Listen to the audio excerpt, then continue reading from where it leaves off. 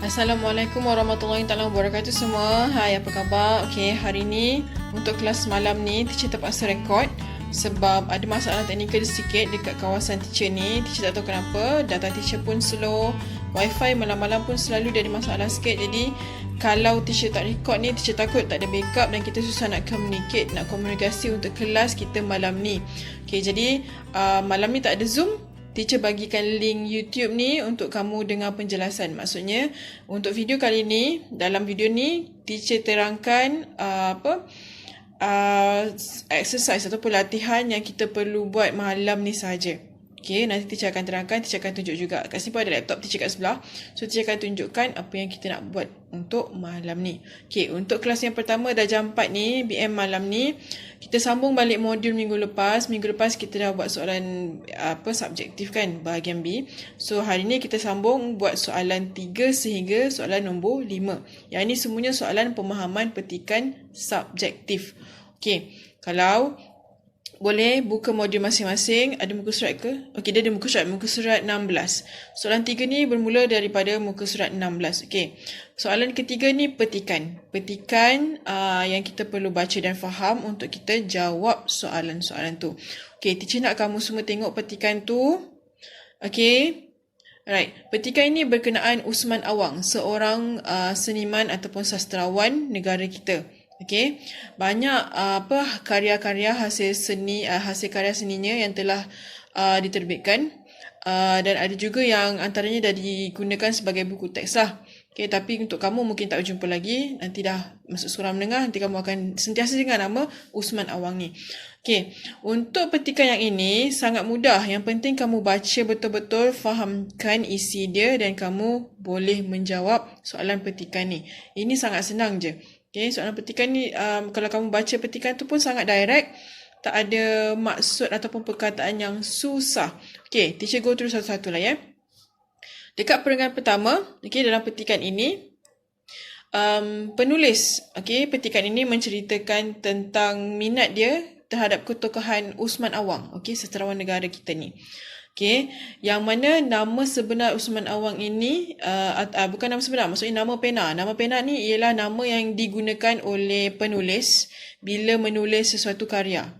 Okay, selalunya penulis yang menulis buku, novel, sajak ni dia tak guna nama sebenar dia tau. Okay, sebab nama pena ni ibaratkan macam artis pelakon tu dia ada nama pentas dia. Sama juga macam tu, tapi kita kalau dalam bahasa penulisan kita panggil, kita sebut nama tu sebagai nama pena. Okay, nama yang dikenali dalam dunia penulisan. Okay, nama pena dia ialah Tongkat Warren. Okay, Usman Awang telah dilahirkan di negeri Johor. Okay, ada tarikh lahir kat situ sekali, kamu boleh baca. Okay, walaupun beliau hanya belajar setakat darjah 6 kerana kemiskinan dan juga pada waktu itu masih dalam penjajahan Jepun, namun usaha dia, okay, dia bangkit, okay, untuk menjadi seorang yang lebih baik walaupun walaupun menempuh pelbagai halangan dan cabaran dia, okay, kerana kesusahan dia. Okay, akhirnya dia bangkit. Alright, beliau banyak menghasilkan karya. Karya dekat sini ialah penulisan. Okay, penulisan dari segi novel, cerita pendek atau cerpen, sajak, okay, puisi. Usman Awang sangat terkenal dengan puisi dan juga novel-novel yang sangat bagus ya. Okay, so karya-karya ini yang telah mengangkat beliau untuk menjadi seorang seniman ataupun sastrawan negara yang sangat masyhur. Alright.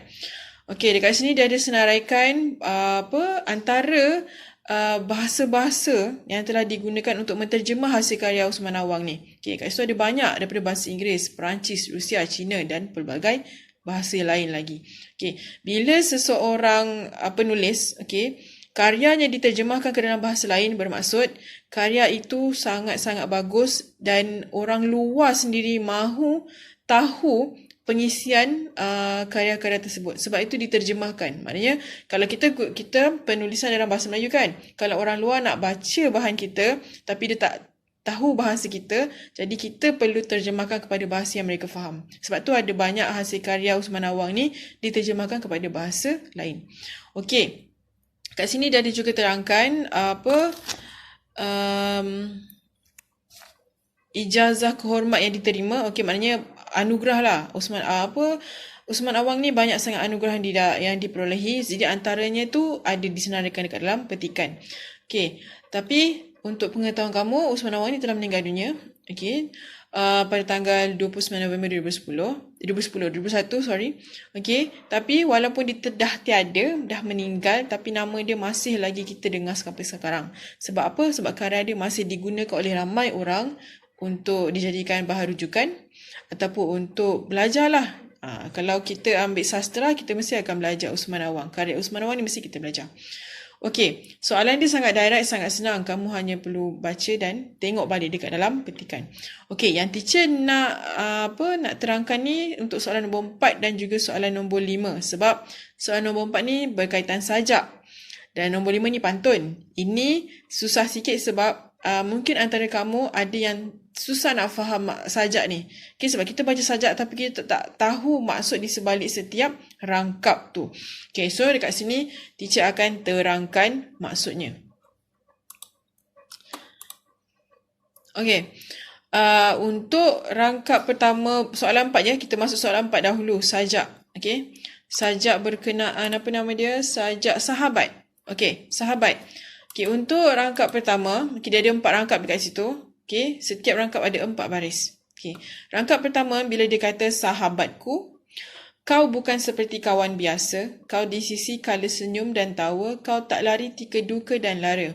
Dekat sini sebenarnya penyajak yang menulis sajak ni sedang mengibaratkan sahabatnya sebagai seorang rakan yang istimewa. Dia bukan orang biasa-biasa. Okay? Dia lain daripada yang lain. Sebab apa? Sebab sahabat yang sedang dia terangkan, yang di tengah ceritakan ini, sentiasa ada bersama dengan dia dalam waktu senang dan juga susah. Okay? Sebab itu dia bukan kawan biasa. Kawan yang susah kita nak dapat. Okay? Sebab apa? Bila kita susah, tak semua orang nak ada dengan kita. Nak ada bersama dengan kita. Nak sokong kita untuk orang kata naikkan semangat yang dah jatuh tu. Okay, jadi kat sini penyajak ni nak cakap lah, sahabat yang sedang diceritakan ini ialah orang yang sangat-sangat luar biasa, sangat istimewa sebab bila dia susah, sahabat itu ada. Bila dia senang pun sahabat tu tetap ada. Okay, itu maksud rangkap yang pertama. Okay, rangkap kedua. Sahabatku, budimu mahu aku kenang. Ikhlas dan setia kawan diutamakan, kekal dan akrab yang kau harapkan. Okey, untuk rangkap yang ini, penyajak sebenarnya mahu membalas budi baik sahabat yang dia tengah ceritakan ni. Okey, dengan cara menunjukkan keikhlasan dan kesetiaan dan juga menjaga persahabatan mereka sehingga ke akhirnya. Okey, ini kiranya dengan jadi ikhlas, setia dan jaga hubungan persahabatan tu pada penyajak, itu adalah salah satu cara untuk dia membalas budi baik yang telah diberikan oleh sahabatnya tu. Okey? Alright. Untuk rangkap ketiga. Sahabatku, sejak mengenal dirimu, diriku rasa terharu dan teruja. Kau membimbing setiap masa. Okey, dekat sini sebenarnya penyajak memberitahu tentang keadaan diri dia. Okey, selepas mengenali sahabat tu. Okey, sahabat yang sentiasa membimbing dia. Okay, so dia rasa seronok, dia rasa gembira dengan kehadiran seorang sahabat yang sentiasa memberi petunjuk yang betul kepada dia. Okay, kita kalau macam, sebab tu teacher selalu cakap, berkawan dengan orang yang betul. Okay, sebab kawan yang betul ni akan membawa kita kepada jalan yang terbaik. Okay, bila kita nak, lagi kalau kita kat sekolah, kita nak belajar. Okay, sekarang ni umur kamu masih sekolah rendah. Nanti kat sini tak nampak sangat. Nanti masa dah naik sekolah menengah, kamu dah mula nampak apa kepentingan seorang kawan dalam kehidupan kamu untuk membesar dan menempuh masa depan. Okay, dekat sini sangat-sangat maksud kan, kalau kat sini tengok rangkap, dekat dalam rangkap ni dia guna perkataan membimbing. Okay, kawan bukan hanya peneman untuk kita bersuka seronok-seronok, tapi kawan juga seorang pembimbing. Sebab pengaruh kawan, rakan sebaya ini sangat besar. Andai kata salah bimbing, salah pengaruh yang dia bawa, salah jugalah ikutan yang kita buat. Maknanya apa benda yang kita buat dalam kehidupan kita pun mungkin salah. Jadi kita perlu cari rakan-rakan yang terbaik, rakan-rakan yang betul, supaya masa depan kita, apa yang kita akan buat kelak, okay, keputusan yang kita nak buat untuk masa depan pun akan yang terbaik sahaja. Okay, tapi tak bermaksud teacher kata kat sini kita tak boleh memilih kawan. Kita bukanlah nak kata jangan Disebabkan kita nak cari orang yang kawan yang betul, kita kena pilih kawan. Pilih memilih, tapi orang lain kita kawan je. Tapi nak cari kawan baik, kawan rapat, itu yang kita perlu pilih. Sebab kawan rapat inilah yang memberi pengaruh paling besar dalam kehidupan. Okey, untuk rangkap terakhir. Sahabatku, berdoalah selalu agar persahabatan ini kekal berpadu, maknanya teguh, sehingga ke akhir hayat. Okey, dekat sini penyajak ni memohon agar sahabat dia juga mendoakan hubungan persahabatan mereka supaya kukuh, kuat, tidak terputus sehinggalah akhir hayat masing-masing.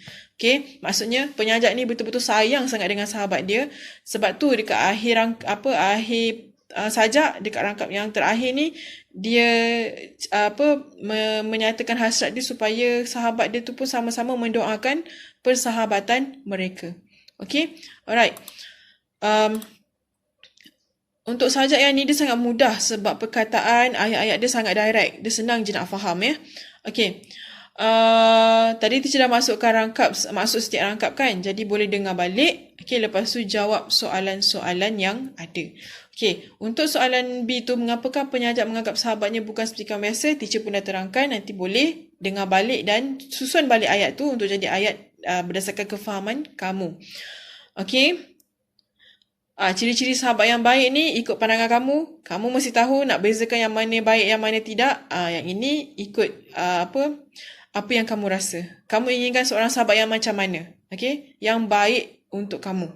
Okay? Teacher tahu mesti yang baik tu semua yang baik-baik je kan? Yang kamu rasa baik tu mesti semuanya baik. InsyaAllah. Okay. Soalan nombor 5. Yang ini pantun. Pantun ini pun sangat direct. Direct ni maksudnya senang nak faham. Okay? Dia tak ada banyak maksud tersirat. Semuanya tu surat. Kamu boleh nampak, baca pun kamu dah faham dia nak apa. Okey. Pantun ini sebenarnya kalau tengok berkaitan dengan ibu. Maknanya adab kita dengan ibu kita macam mana. Okey, jom tengok satu-satu. Okey, dah ada 5 rangkap kan? Okey, untuk rangkap yang pertama. Memetik buah, bakul digalas, kaki terpijak daun dedalu.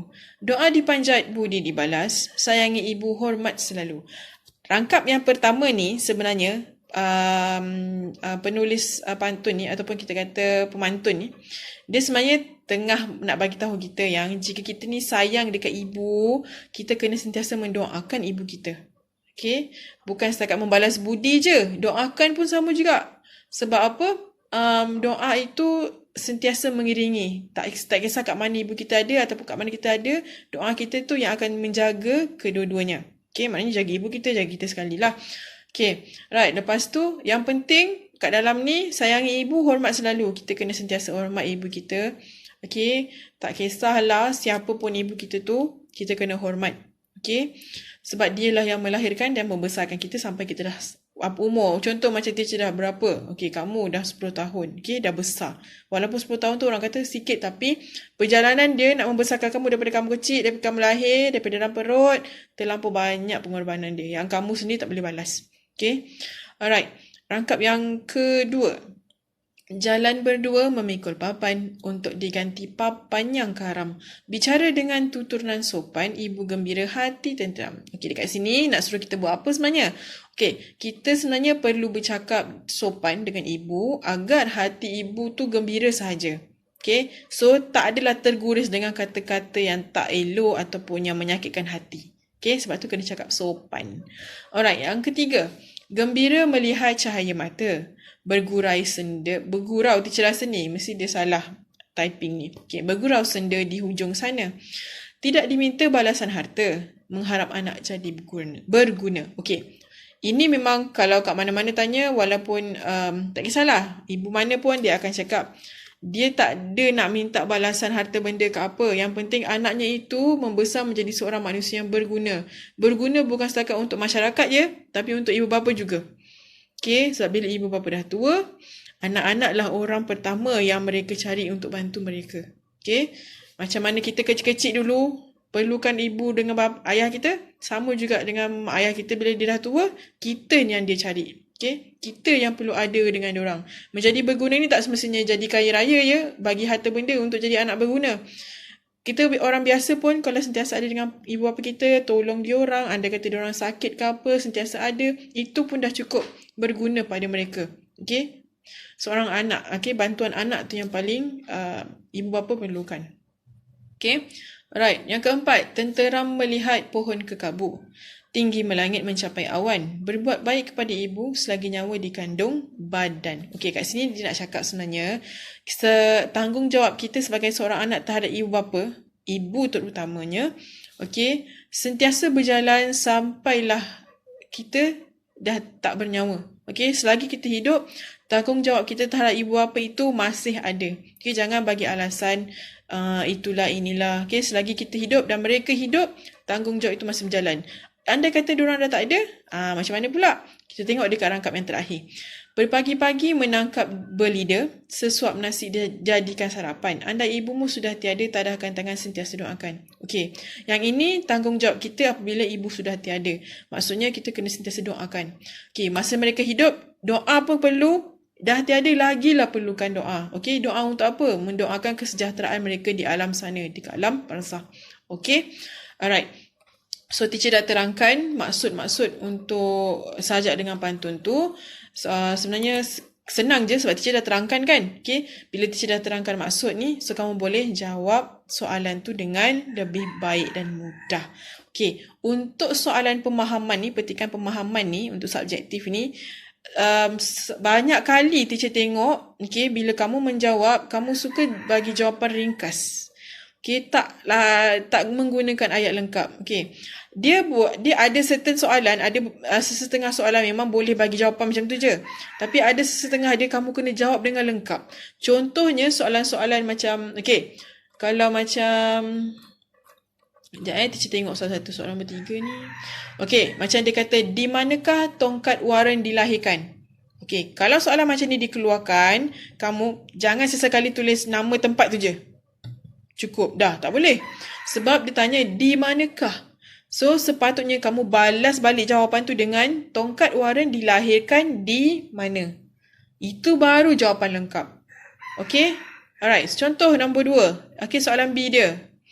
Beliau diiktiraf sebagai mengapakah beliau diiktiraf sebagai seniman agung? Okay, soalan 3B ni, mengapakah beliau diiktiraf sebagai seniman agung? Dekat sini pun sama. Kamu kena ambil balik daripada perkataan beliau diiktiraf sebagai seniman agung kerana, barulah tulis jawapan kamu.